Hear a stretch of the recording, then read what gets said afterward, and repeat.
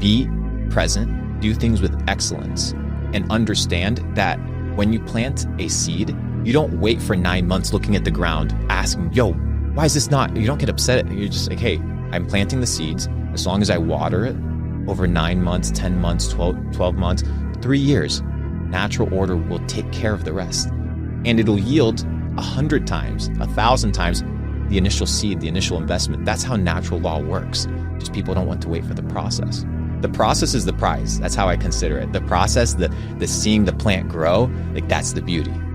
Picking it, eating the fruit is only rewarding if you saw the entire process, because now you're associated with the growth. You're associated with the excellence. You and I can sit and go and smoke a cigar on a lake and be like, wow, this feels epic. Why? Because we knew what it was to work in fast food restaurants and we knew the struggle. If you were born with a silver spoon in your mouth, you don't, I've sat with kings, I've sat with queens, princes, and I tell you, they don't eat different steaks that we do. They don't have a better lifestyle that we do. They were just exposed to all of these things without having to earn them, so they don't have the same level of specialty or the same level of emotional attachment that we could experience. So they miss out on so many things of life that you're like, well, I wish I always had this. No, you don't. You want to earn it. You want the adventure. You want the journey. You want the hero's quest. You want to unlock that treasure chest and wow, there's a surprise. If life is all predictable and you won already everything, then might as well just die. You know, you want to play, you want to enjoy, you want to be alive. Playing, you know, that's a good word. Play. Yeah, level up your character. Everything needs to be fucking serious. Like everybody's so serious. Everybody's taking the game so seriously. Relax. You're gonna die. You're not taking anything with you. Hang out, enjoy, be present, live with excellence. And people will be like, well, how's this gonna make me more money? Well, just try it. Just try doing what you're doing with excellence. Yeah. And you're gonna win. If you're at a job and you do everything with excellence, your job manager, your boss is gonna notice and he's gonna give you a raise. If you work with excellence in your business, you're gonna have more customers. It's inevitable. It's going to happen. Plant more seeds, you will get more results. I love it. Key here though is like leveling up your character, like you said. You have to, because that changes everything around you, and it even changes the luck that you have, right? Like you're saying, like it creates more opportunities. I think people value luck as like this lucky charm that happened to happen, you know, roulette basically. Oh, he got a great hand, you know what I mean? But at the end of the day, I think it's a correlation of all of it. It's you leveling up your character, which therefore then allows you to have more opportunities, which allows you to be luckier. Because if I have 1,000 people sending me an opportunity and someone else has one, I'm probably a lot luckier than he is, right? Sure. But I just have 1,000 opportunities. And it's not, and even if there was just one opportunity, let's say the opportunity, you know, is like a level 10 boss in a video game. Nobody's going to want to go play with a weak player. If this is a multiplayer game to beat the boss, you want to play with the best guys. The best guys play with the best guys in the best lobbies, right? 100%. If you're not with the best guys, it's because you're not the best guy. Yeah. Like if you're not getting $10 million deals, $100 million deals, if somebody's not taking care of you, if you don't have a business, if you don't have infrastructure, it's just because you're not a good player.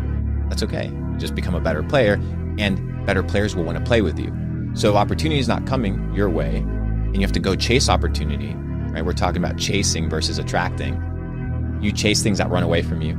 You attract things that are in your nature that magnetize towards who you are as a person. As long as you can attract things by becoming a better player, opportunities will flourish.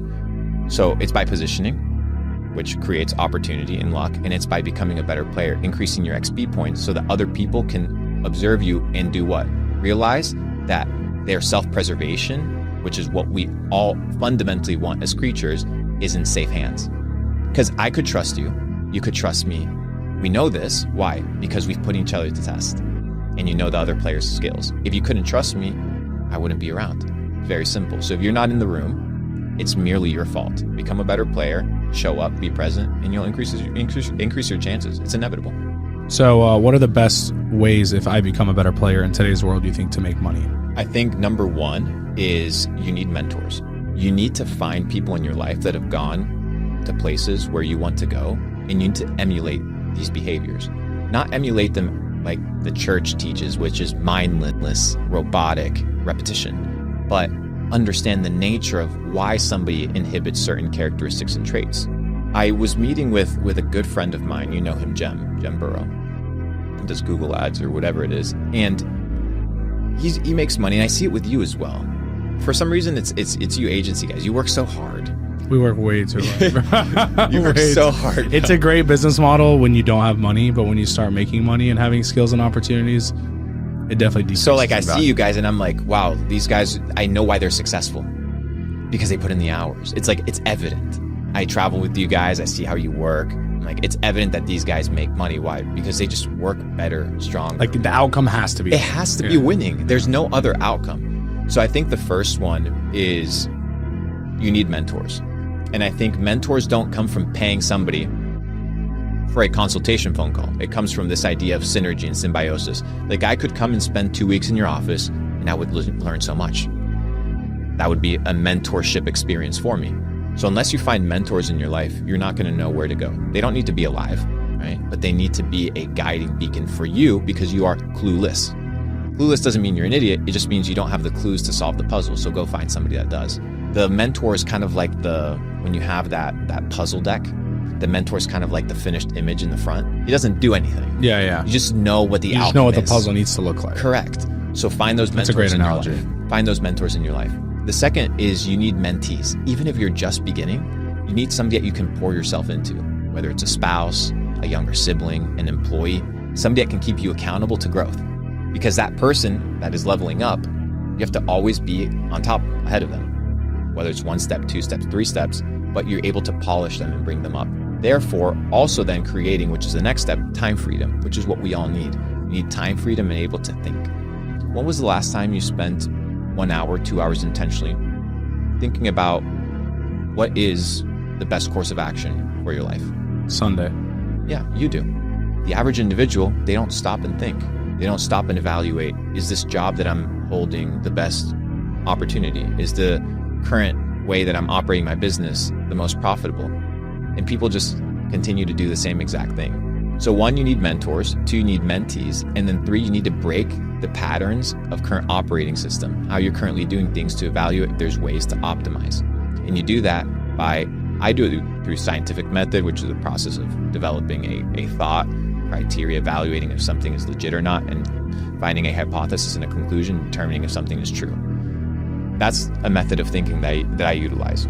But when I spend time listening to podcasts and I spend time listening to creators, their advice is always do in order to get. And I used to subscribe to that philosophy until I started behaving in a different way. And that philosophy was no longer the only way that I could level up.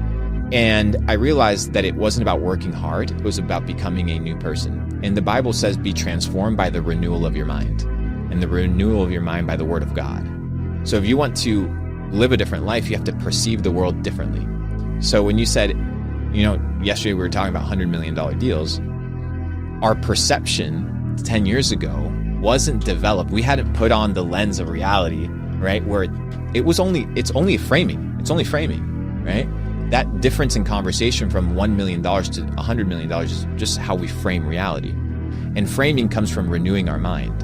And renewing our mind comes from getting rid of the lies and the programming that we've been told on how life is supposed to be. 401k, retirement, you have to live in the white picket fence, and you have to drive that Camry, and you have to shut the fuck up and pay your taxes and don't bother anybody and never make a noise, never offend anybody, stay within the rules, and that's it, and die peacefully. If you don't subscribe to that and you want to live an outgoing life, a life where you set your rules, you have to have a renewed mind. Why? Because every single one of us have been programmed to lose. The last 18 years, I hate to break it to you, of education were designed to make you what? A slave, a working person, a 9-to-5 individual, which is fine. Most people find their security in their job. I don't. I find my security in my skills and in my relationship with God.